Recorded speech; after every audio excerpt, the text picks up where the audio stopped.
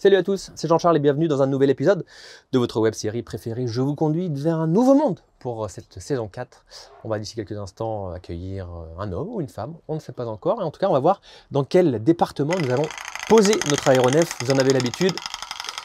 Et pour cet épisode, nous sommes dans le 35 en Ille-et-Vilaine. Je vous conduis vers un nouveau monde. C'est maintenant, c'est parti.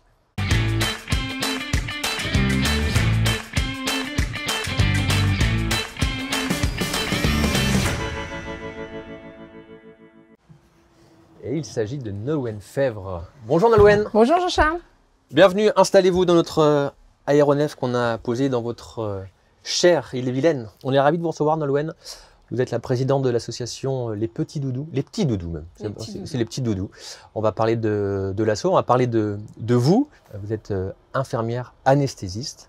Ça a toujours été une vocation, ce milieu-là? Pas toujours, je suis pas née toute petite en me disant je vais faire infirmière. En terminale, au lycée, en fait, j'ai rencontré un infirmier qui s'occupait de mon arrière-grand-mère et qui m'a donné envie de faire ce métier. Okay. Et après, j'ai travaillé en réanimation à l'hôpital Necker à Paris, Ouais. avec des anesthésistes qui m'ont incité à faire cette spécialisation.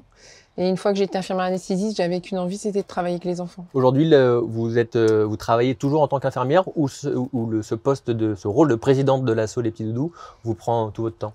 Alors, il me prend beaucoup de temps, mais je tiens absolument à continuer à travailler. Donc, je suis à mi-temps à l'hôpital parce que j'ai absolument besoin de ce métier, d'être en contact avec les enfants. C'est un métier que j'ai choisi, que j'aime faire. Et aussi, justement, avec les petits doudous, de réaliser ce qu'on fait et de voir aussi l'intérêt de cette association dans le milieu hospitalier. Et puis, je suis une infirmière anesthésiste comme plein de membres des soignants, des petits doudous un peu partout. Donc, je trouve que c'est important, j'en ai besoin en tout cas. Alors, on est bien accompagné, on a des petits doudous, des moyens, des petits. Ils sont 3. On va bien évidemment parler de l'asso. Quand on va sur le site de l'association, c'est marqué « Association créée par des soignants de blocs opératoires qui améliorent le vécu des enfants opérés, des parents et des soignants ». Donc on a 3 personnes finalement qui sont concernées par cette association. Vous l'avez dit, vous avez travaillé à l'hôpital Necker, qui est réputé pour être un hôpital pédiatrique. Est-ce que c'est de là-bas qu'est née cette volonté de créer l'association ? Alors c'est plutôt à Rennes en fait, parce que effectivement le contact avec les enfants à Necker, ça a été une vraie claque du haut de mes 20 ans au début que j'étais infirmière. Voilà, ce contact vrai dans des moments très difficiles où les enfants ils sont incroyables. Ouais. Donc j'ai toujours aimé ça.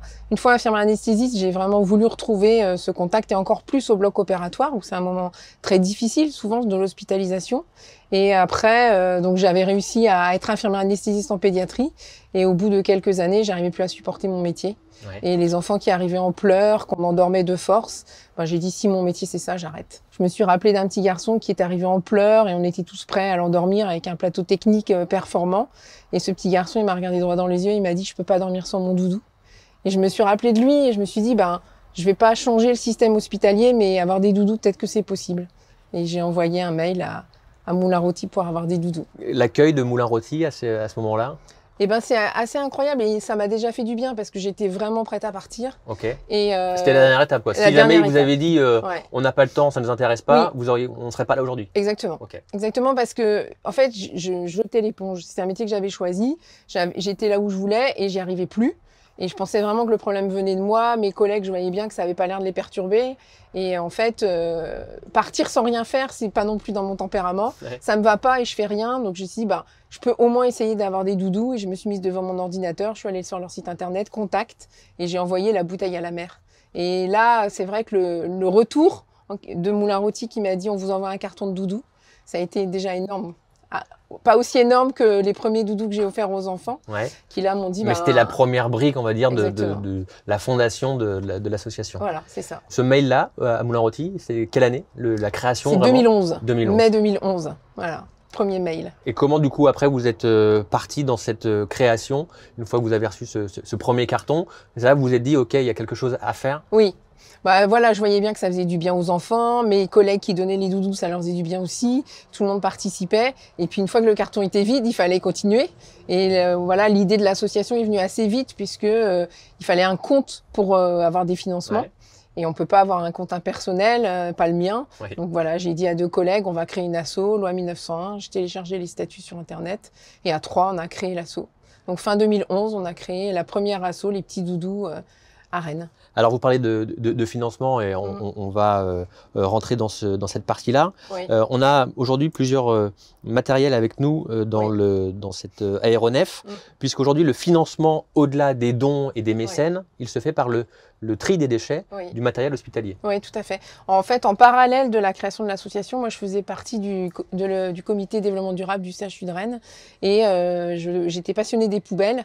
Et donc, je triais, je regardais ce qu'on mettait dans les poubelles. Ouais. Et à l'hôpital, pour faire simple, on a deux poubelles principales, des ordures ménagères comme à la maison et les déchets d'activité de soins à risque infectieux, donc des sacs jaunes qu'on a vu beaucoup pendant le Covid. Ouais.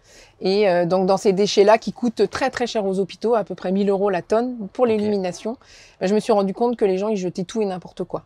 Et j'ai commencé à analyser ces poubelles et j'ai trouvé des métaux, dont le fil de bistouri électrique qui contient du cuivre. Donc, c'est le premier objet que j'ai trouvé. Voilà, c'est ça. Donc, c'est ça. Hein, vous voyez bien sur les caméras, puis avec aussi pour zoomer avec les images de Romain. Donc, ça, on recycle. On recycle. En fait, c'est de l'usage unique, un à chaque intervention.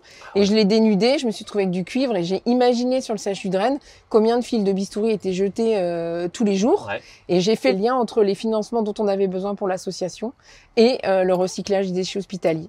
Et donc, j'ai lancé l'idée à une de mes collègues qui m'a dit, mais on va le dire, et ça s'est répandu comme une traînée de poudre. Tout le monde s'est mis à récupérer ces fils de bistouri électrique. On a aussi ça. Comment ça s'appelle ça, Nolwenn? Ça, c'est du titane. Du titane et ça sert notamment pour les personnes qui ont des scolioses. Voilà, c'est ça. Et ça, c'est pour... Ça, c'est de l'inox. Okay. C'est pour placer une sonde d'intubation dans la trachée. Donc ça aussi, on en a parlé un petit peu. Et ça, c'est aussi de l'usage unique. Hein. On est dans un monde d'usage unique. Donc c'est utilisé 5 secondes et ça part à la poubelle. Alors on l'a dit, l'association a été créée en 2011. Est-ce que du coup, vous savez, avec le recul, ça va faire 13 ans cette année, combien de tonnes de déchets doivent être recyclés ou valorisés? Voilà, là aujourd'hui, donc il y a 140 associations Petits Doudous et on a recyclé 300 tonnes de déchets l'année dernière dans le réseau Petits Doudous et on a encore beaucoup à faire. Donc voilà, moi je rêve que les hôpitaux n'aient plus le droit de jeter des métaux dans les poubelles. Cette partie tri déchets, elle représente combien de pourcentage du budget? Alors ça dépend des activités des associations, mais c'est en gros 70% quand même du budget des associations. Voilà. Et plus les hôpitaux sont grands, plus ils ont de métaux à recycler, mais plus ils ont d'enfants aussi à accompagner. Donc en fait, c'est assez proportionnel. Mais oui, c'est un gros sujet. Et puis on incite aussi les mécènes à recycler pour nous. Donc il y a un vrai effet viral de ce recyclage des déchets, qui est un travail de fourmi. Hein. Mais par exemple, rien que sur l'hôpital de Rennes, on recycle 6 tonnes de fils de bistouri électrique tous les ans. Donc c'est quand même quelque chose d'énorme. Vous avez dit quelque chose d'intéressant sur le financement. En fait, ça dépend des associations. Parce qu'il faut bien comprendre que ici, on est à Verne-sur-Sèche, au siège, on va dire, de l'association des Petits Doudous. Mais en fait, c'est une asso par hôpital ou par clinique. Exactement. C'est comme ça le fonctionnement. Hein. Tout à fait. C'est une association de Petits Doudous qui se crée dans chaque établissement et ils font leur recyclage, leurs interventions, leur accompagnement des enfants. Donc ce qui fait qu'on est à peu près 2000 soignants, membres de bureaux, un petit peu partout, avec 140 présidents de ces associations. C'est un modèle qu'on a choisi ensemble en fait, quand on a été contacté par d'autres soignants pour mettre ce système en place. Voilà, moi j'ai réfléchi pourquoi ça avait marché chez nous et on s'est dit, faites comme nous, créez une asso Petits Doudous et faites du recyclage et mettez en place les actions pour améliorer la prise en charge des enfants. Alors l'accompagnement des enfants, quand on est encore une fois sur le site des Petits Doudous, c'est marqué par des actions simples. C'est quoi une action simple? Est-ce que vous avez quelques exemples à nous donner? Oui, par exemple, c'est une des premières choses qu'on peut faire où on montre que les soignants deviennent acteurs aussi pour améliorer la prise en charge des enfants, c'est donner des gommettes. Ça, c'est quand même quelque chose de simple. Et en fait, on a créé des gommettes pour customiser le masque d'anesthésie. Et ça, c'est quelque chose de très important. C'est ce masque, il est donné aux enfants en consultation d'anesthésie et ça devient leur masque. Ce n'est plus le nôtre. Et comme on en a besoin pour les endormir, parce qu'on les endort en respirant un gaz anesthésique, et en fait, quand c'est le leur, ils le mettent tout seuls et on est beaucoup moins intrusif et eux, ils sont acteurs de ce temps d'anesthésie.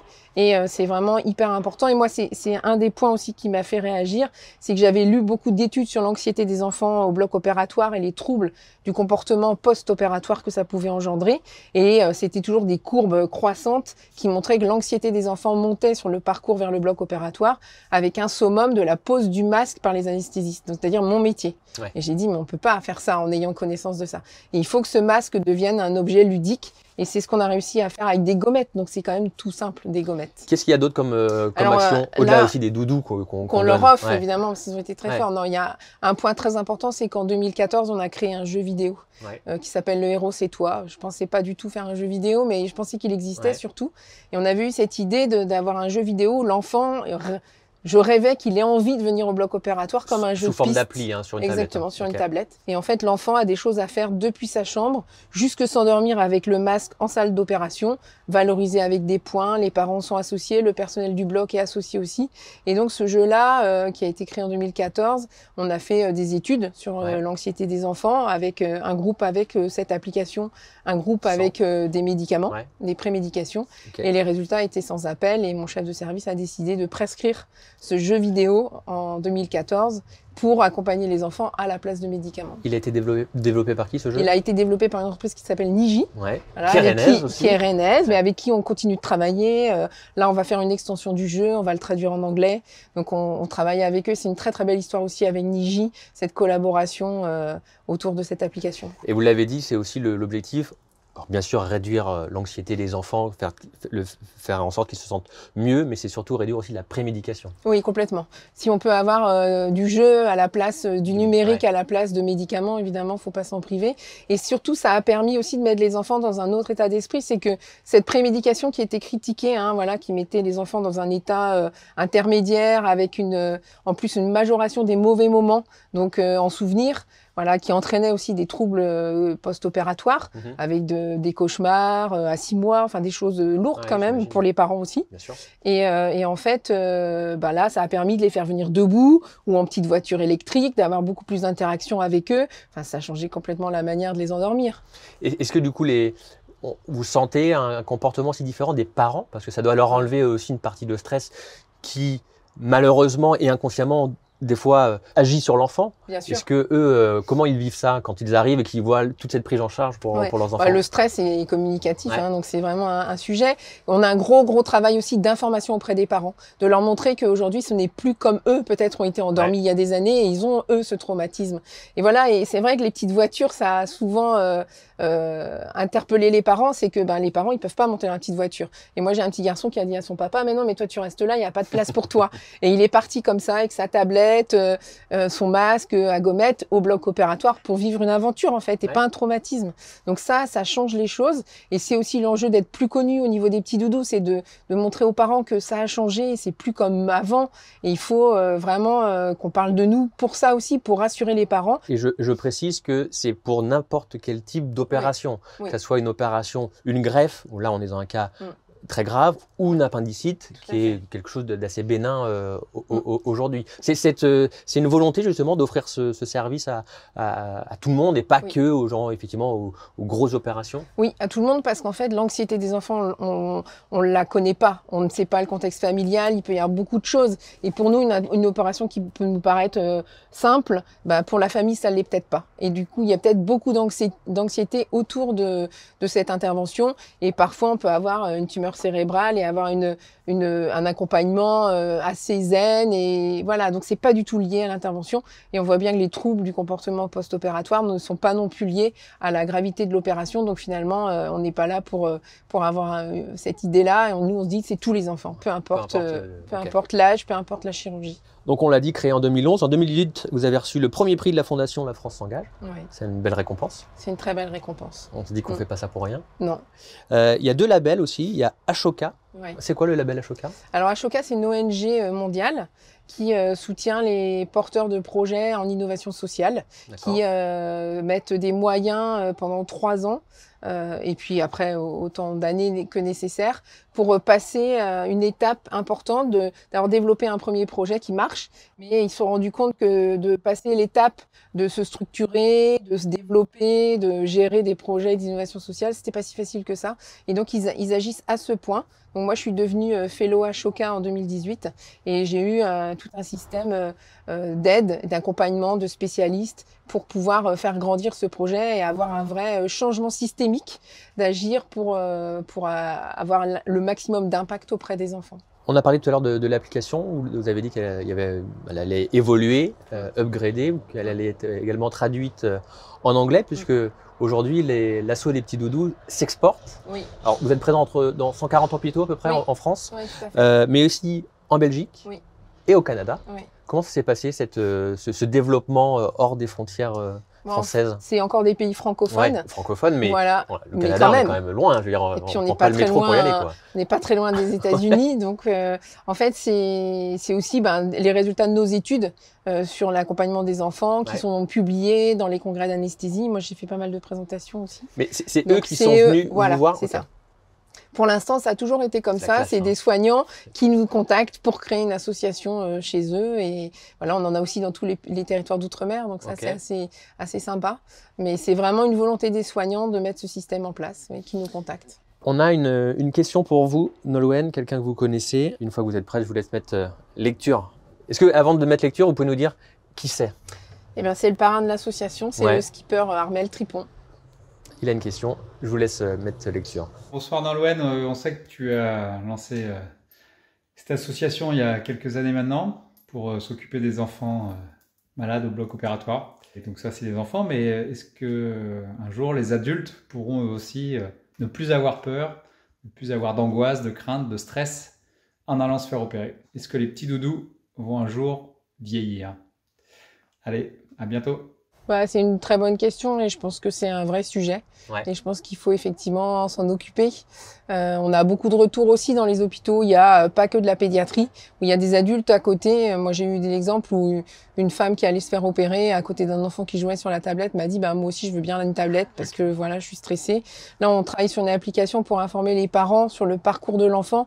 On sait très bien qu'on accompagne son conjoint. On aimerait bien aussi avoir des informations. Donc, je pense que c'est l'étape d'après, de proposer aussi des accompagnements pour les adultes. Et il y a déjà un modèle d'association où il n'y a pas de pédiatrie qui voulait faire du recyclage de déchets, donc qui a créé une association, mais qui accompagne des adultes. Donc oui, c'est une voie, à mon avis, qui dans les années à venir va se développer aussi. Il a raison. L'ambition des petits doudous, c'est d'être dans chaque hôpital du monde. Oui. N'ayons pas peur. C'est planter le drapeau breton. Oui. C'est ça. Oui. C'est aussi de se dire s'il y a un enfant quelque part, voire un adulte, qui peut vivre une intervention comme une aventure et éviter des traumatismes. Enfin, pourquoi on s'en priverait? Aujourd'hui, on sait que ça marche, quoi. Donc, il faut vraiment tout faire pour développer ça partout. Qu'est-ce qu'il faut du coup pour développer tout ça, pour arriver à cet objectif? C'est la notoriété. Je pense vraiment, et c'est aussi l'objet et la mission du parrain de l'association, c'est de nous faire connaître au grand public. 140 associations, on accompagne pratiquement 200 000 enfants par an et on n'est pas connu du grand public. C'est de notre faute, on s'en est pas occupé en fait. On a été très par manque de temps aussi, parce que c'est peut-être pas la priorité, c'est plutôt de s'occuper des enfants. Exactement. Donc, mais je vois bien le bateau d'Armel qui porte notre nom grâce à nos mécènes. La route du Rhum commence, on fait x10 en dons sur notre site internet. Et puis, on a besoin de se structurer, on a besoin d'avoir des compétences. Là, c'est ce qu'on est en train de développer chez nous. On vient d'accueillir un jeune ingénieur là qui va nous aider à développer nos projets numériques, Maël, voilà. Donc, en fait, c'est tout ça. Et d'être connu du grand public et que des parents qui amènent leurs enfants soient aussi en droit de demander à ce que leurs enfants soient pris en charge de cette manière et que ça fasse un peu de plaidoyer auprès des hôpitaux et que les soignants qui s'engagent, qui sont incroyables, qui font ça en plus de leur métier, soient encore plus soutenus par leur direction et par le système pour pouvoir créer des petits doudous. C'est quoi le montant de mécènes ou de dons que vous récoltez chaque année en moyenne? Si on prend tout le projet global avec la voile, qui est un projet un peu à part, voilà, on est entre 300 et 400 000 euros de dons pour l'association nationale. Et après, si on fait le cumul de toutes les associations, parce qu'on a chacun un budget propre, mais c'est important et c'est intéressant de regarder. On est pratiquement à 1 million d'euros sur notre réseau d'associations et on n'est pas dans le paysage des grandes associations françaises. Alors qu'avec ces budgets-là, on devrait être dans le paysage. Ça serait quoi votre monde idéal? Votre nouveau monde à vous, Nolwenn? Mon monde idéal, c'est ça. C'est que vraiment être à l'hôpital, ce soit une aventure, que ça soit normal et que on ne puisse plus jeter des déchets métalliques dans les hôpitaux, qu'on arrive à recycler. L'hôpital zéro déchet, ça me plairait bien. Et puis, qu'il y ait des doudous partout. Ouais, ça serait sympa aussi. Zéro déchet et des doudous partout, ça sera le mot de la fin. Merci beaucoup, Nolwenn Febvre, de nous avoir accueillis ici à Vern-sur-Sèche, au siège de l'Association nationale des petits doudous. C'était un plaisir de faire cet épisode avec vous. Et quant à nous, on va se retrouver très prochainement pour un nouvel épisode de votre web-série préférée, Je vous conduis, saison 4. D'ici là, prenez soin de vous, achetez des doudous, et puis portez-vous bien. Bye bye, salut. Je vous conduis vous a été présenté par le CIC Ouest.